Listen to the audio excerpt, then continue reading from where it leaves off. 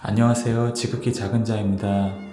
같이 일하고 있는 직원분 중에 이제 젊은 직원분이 계신데요. 이제 그 직원분이 이제 타로 무당에게 이제 점을 보러 가는 것에 대한 호기심이 생겨서 이제 자신도 이렇게 무당이나 좀 타로점을 한번 봤으면 좋겠다. 그래서 이 타로점이나 이 무당이 하는 이야기가 자신에 대해서 얼마나 정확한지 좀 알아보고 싶다, 이런 호기심을 말하는 것을 들었습니다. 그 직원분과 이야기를 하면서 예수님을 믿는 것이 가장 현명하고 가장 자유로운 방법이다라는 것을 전했습니다. 우리가 타로나 무당이 점쳐주는 이야기에 귀를 기울이게 되면은 우리 미래가 어떻든 간에 우리 미래에 대한 생각이 그 사람이 나에게 전해준 말에 묶이게 되어 있다는 점을 알렸습니다. 만약에 그 무당이 너는 행복한 삶을 살다가 언제 어떠한 어려움이 있다, 이런 식으로 그 사람에게 전한다면 그 사람은 그 시기가 다가올 때까지 그 말을 항상 마음속에 두면서 두려워하거나 무서워하거나 혹은 기뻐할 것이라는 이것이 타로나 무당이 주는 가장 큰 미혹인 것이지요. 타로나 무당이 왜 과거를 정확하게 보는지에 대해서도 알려줬습니다. 그것은 공중 권세 잡은 귀신의 세력이 우리의 과거와 현재까지를 샅샅이 알고 있기 때문에 그 애들이 사람을 지배하고 사람을 자기에게 복종시키고자 그 과거와 현재까지의 정보를 그 영험하다는 사람에게 전해주는 것일 뿐 그 사람조차도 미래에 대해서는 알지 못한다. 미래는 이 모든 것을 만드신 하나님께서 알려주셔야만 알 수 있다는 것을 전했고, 중요한 사실을 하나 더 전했습니다. 우리가 정말로 예수님을 사랑하고 예수님을 내 마음의 구주로 영접하고 따르게 된다면 앞으로 나에게 다가올 어려움이나 기쁨이나 슬픔에 좌지우지되지 않는다는 것을 알렸습니다. 내가 어떤 어려움을 경험한다고 가정했을 때 그 어려움 가운데서 좌절하는 것이 아니라 나를 위해서 모든 것을 희생하신 예수님을 바라보며 그 예수님이 내 마음속에 계심을 바라보면서 그 어려움을 예수님과 함께 극복하는 마음가짐으로 살아내는 것입니다. 그 사람의 인생이 그 어려움만으로 끝나지 않기 때문에 나중에 시간이 흘렀을 때 그 어려움이 자양분이 되어서 그 사람은 사람을 도울 수 있는 사람이 될 수 있고 사람을 살리는 사람이 될 수 있는 것을 전했습니다.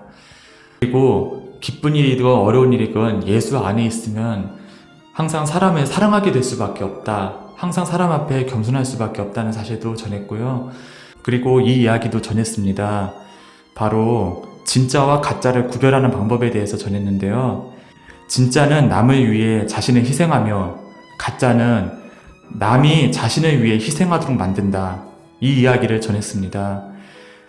당연히 우리는 진짜이신 예수님을 따라 살아야 하기 때문에 그 예수님을 끊임없이 모방하고 모사하며 살아야 하기 때문에 우리 안에 가짜, 우리 안에 옛 모습을 다 거부하고 거절하고 예수님께서 우리에게 주시는 참 평안 가운데 오는 진짜를 붙들고 살아야 되는 것이지요.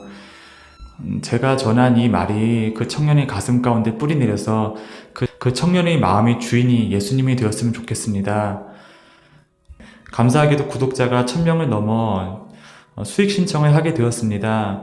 얼마나 수익이 모일지 모르겠지만 가장 먼저 하고 싶은 일이 있다면 저희 주변에 있는 사람들을 전도하기 위하여 쉬운 성경책을 살 수 있었으면 좋겠습니다.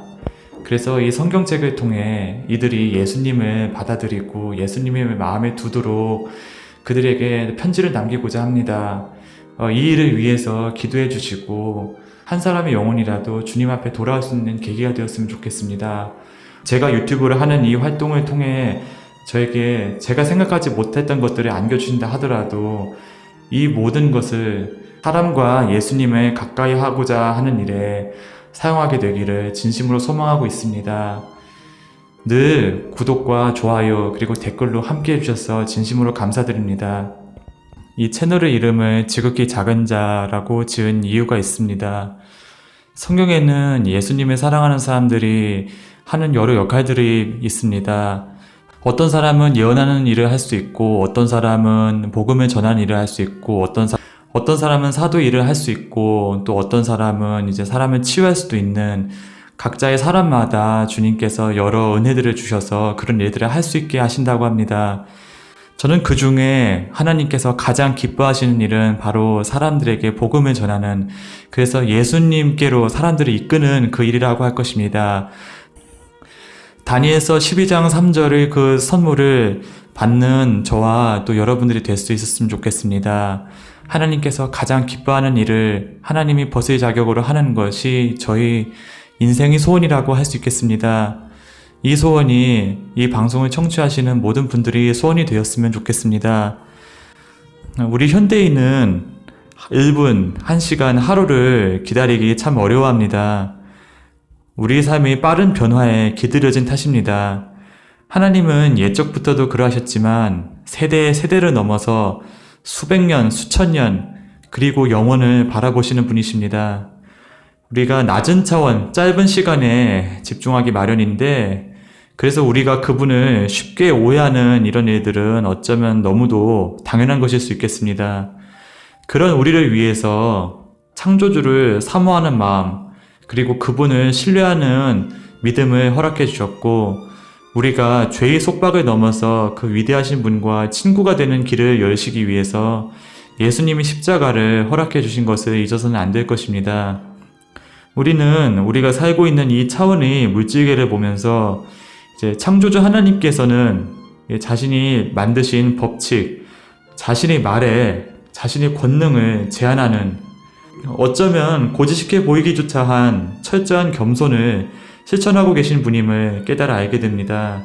무거운 것이 가벼운 것을 돌도록 하고, 물질이 저마다 질량과 부피를 가질 수 있도록 하며, 세포의 성질과 규칙이 존재하며 이 모든 것에 일정한 길과 법칙이 있다는 것, 이것이 하나님의 성품은 아닐까요? 이것이 하나님이 만드신 이 조화로운 세상이며 하나님께서 이 세상을 실시간으로 통치하는 방법이기도 한 것입니다.